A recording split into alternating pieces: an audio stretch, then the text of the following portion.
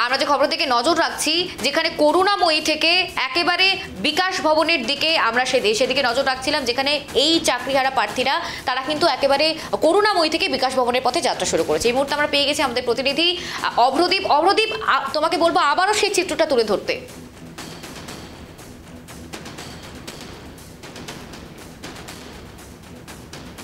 Camera person সূর্য শঙ্কর অধিকারীকে বলছি, এই যে মিছিল শুরু হয়েছে সেই মিছিল কিন্তু এগিয়ে যাচ্ছে করুণাময়ীর দিকে। করুণাময়ী থেকে মিছিল শুরু হয়েছে বিকাশ ভবনের দিকে, সেই মিছিল এগিয়ে যাচ্ছে। এবং আমরা দেখেছি যে কিভাবে 2016 সালে যারা প্যানেলভুক্ত যারা শিক্ষক ছিলেন তাদের 26,000-এর যে প্যানেল সেটা বাতিল হয়ে যায় এবং 13,000-এরও কিছু বেশি যারা যোগ্য ছিলেন তারা বঞ্চিত হন। যারা অযোগ্য ছিলেন তারা কোনোভাবেই এই পরীক্ষায় বসতে পারবেন না, সেরকমটা নির্দেশ দিয়েছিল সুপ্রিম কোর্ট। এবং তার পরবর্তীতে যে যারা নতুনভাবে পরীক্ষা হয় সেখানে এসএসসির যে গাইডলাইন্স ছিল সেখানে এই যারা শিক্ষক ছিলেন তারা যেরকম পরীক্ষায় বসেছিলেন, নবাগত যারা ছিলেন তারাও কিন্তু পরীক্ষায় বসেছিলেন। এবং তার পরবর্তীতে আমরা দেখতে পাই যে যারা গতকালকে যারা পরীক্ষা দিয়েছিলেন নবাগত যারা তারা মিছিল করেছেন, তাদের যে এই যারা চাকরি হারিয়েছিলেন তারা এক্সপিরিয়েন্সের ভিত্তিতে যে মার্কস পাচ্ছে বা একাডেমিক বিষয়ে যে মার্কস পাচ্ছে তাতে তারা যারা নবাগত তারা কিন্তু অনেকটাই পিছিয়ে পড়ছে। এবং গতকালকের যে মিছিল আমরা দেখেছি, তারপরে পুলিশের সঙ্গে ধস্তাধস্তি দেখেছি, তার পরবর্তীতে যারা শিক্ষক ছিলেন তাদেরও কিন্তু মিছিল আজকে যাচ্ছে। তাদেরও দাবি শূন্য পদ বাড়াতে হবে, সেটা বাড়িয়ে কিন্তু একেবারে যারা যোগ্য শিক্ষক ছিলেন তাদেরকে একেবারে নিয়োগ করতে হবে। কারণ যারা যোগ্য শিক্ষক ছিলেন তারা বিনা দোষেই কিন্তু তাদের চাকরিটা গিয়েছিল, তার জন্যই তাদের এই দাবি।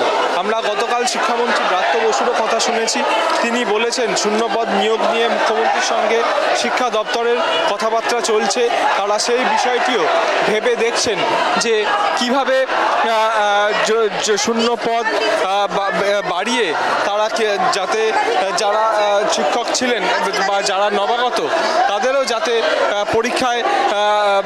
পরীক্ষায় বসানো যায়, অর্থাৎ তাদেরও যাতে চাকরিতে আবারও পুনর্নিয়োগ করা যায়। আমরা আরও একবার আমরা দেখতে পাচ্ছি যে এই মিছিল কিন্তু এগিয়ে চলেছে যে শিক্ষামন্ত্রীর সঙ্গে দেখা করার জন্য তারা ডেপুটেশন দিতে চান শিক্ষামন্ত্রীর কাছে, শিক্ষামন্ত্রীর সঙ্গে তারা দেখা করতে চান। তাদের যে দাবিগুলো রয়েছে সেটা কিন্তু তারা করুণাময়ী থেকে বিকাশ ভবনের দিকে যাচ্ছে, সেখানে কি পুলিশের নিরাপত্তা রয়েছে? আমরা দেখতে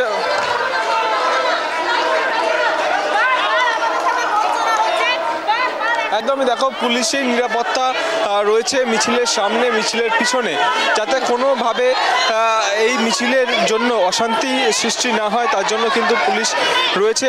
এই মিছিলে যদিও পুলিশি পারমিশন রয়েছে এবং তার পাশাপাশি পুলিশের তরফে বলে দেওয়া হয়েছে এই যারা মিছিল করছেন তাদেরকে যাতে তারা এইভাবে যতটা সম্ভব মিছিল করার জন্য আমরা সরাসরি কথা বলে নেওয়ার চেষ্টা করব। কি বলছেন? এটা একটা অসম লড়াই, এই লড়াই হতে পারে না।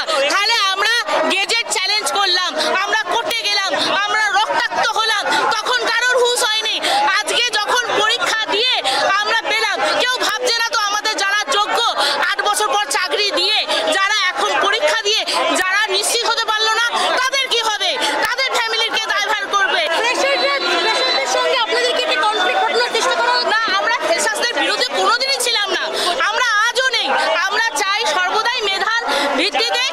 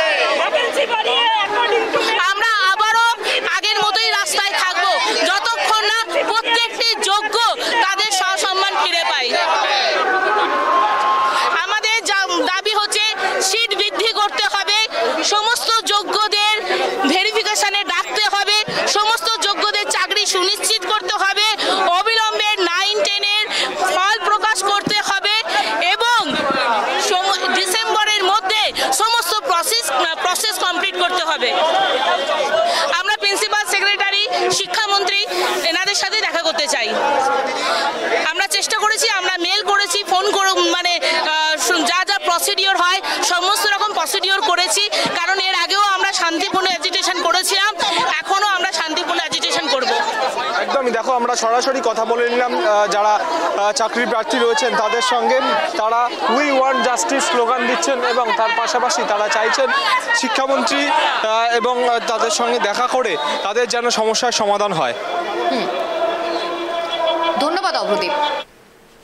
আমরা যে খবরের দিকে নজর রাখছিলাম, যেখানে একের পর এক অনেক সংখ্যক যে চাকরিহারা প্রার্থীরা রয়েছেন তারা পথে নেমেছেন, তারা আরও চাচ্ছে যে শূন্য পদ যেন বাড়ানো হয়। বিভিন্ন দাবি দাবা রয়েছে, তারা শিক্ষামন্ত্রীর সঙ্গে দেখা করতে যান এবং তাদের করুণাময়ী থেকে শুরু হয়েছে সেই র্যালি মিছিল একেবারে বিকাশ ভবনে গিয়ে শেষ হবে। আমরা গতকালকেও দেখেছিলাম কিভাবে ধস্তাধস্তির পরিস্থিতি হয়েছিল এবং এই মিছিলে কিন্তু পুলিশ নিরাপত্তা রয়েছে, মিছিলের সামনেও রয়েছে, মিছিলের পিছনেও রয়েছে নিরাপত্তা ব্যবস্থা এবং তাদের বিভিন্ন দাবি দাবা রয়েছে।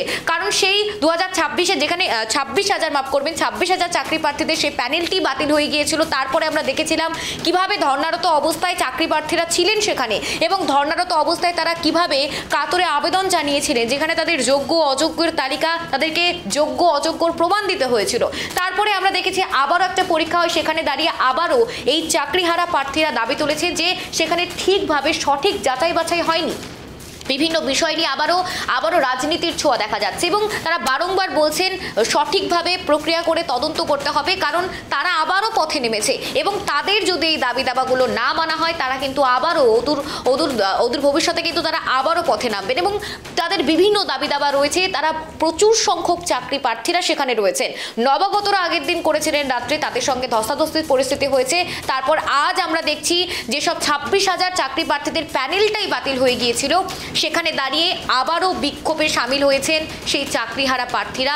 নবাগতরাতে রয়েছেন, আবার যারা এবার পরীক্ষা দিয়েছিলেন তাদের যাদের নাম ওঠেনি তারাও কিন্তু সেই যোগ্য অযোগ্য বাছাই যাচাইয়ের পথে কিন্তু তারা হাঁটছেন এবং করুণাময়ী থেকে তাদের এই মিছিল সরাসরি বিকাশ ভবনের দিকে যাচ্ছে।